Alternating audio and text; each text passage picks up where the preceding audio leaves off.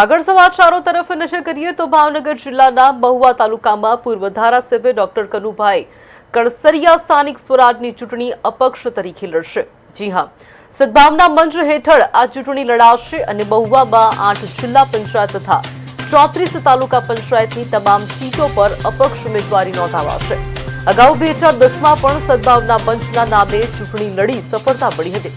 ખેડૂતોને સામાન્ય લોકોના ન્યાય તથા કલ્યાણ માટે અપક્ષ ચૂંટણી લડવાનો નિર્ણય કરવામાં આવ્યો છે।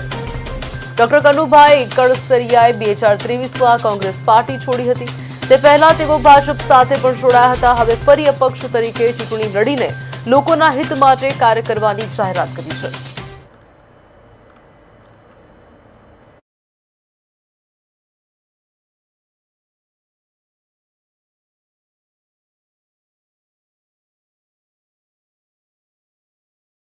મુખ્ય ઉદ્દેશ આજનો કે હવે આવનારી સ્થાનિક સ્વરાજની ચૂંટણીઓ જિલ્લા પંચાયત, તાલુકા પંચાયત અને નગરપાલિકા માટે આવી રહી છે।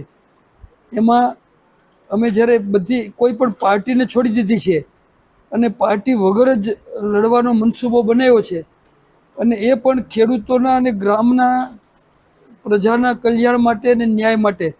ત્યારે મહુવા તાલુકામાં 8 જિલ્લા પંચાયતની સીટ અને 34 તાલુકા પંચાયતની સીટ છે અને એ તમામ સીટો ઉપર લડવાનો અમે સદભાવનાના મંચના નામથી લડવાનો નિર્ણય કર્યો છે। અગાઉ એકવાર અમે સદભાવનાના મંચના નામથી 2010માં ચૂંટણી લડ્યા હતા અને ખૂબ મોટી સફળતા પ્રભુ કૃપાથી અમને મળી હતી।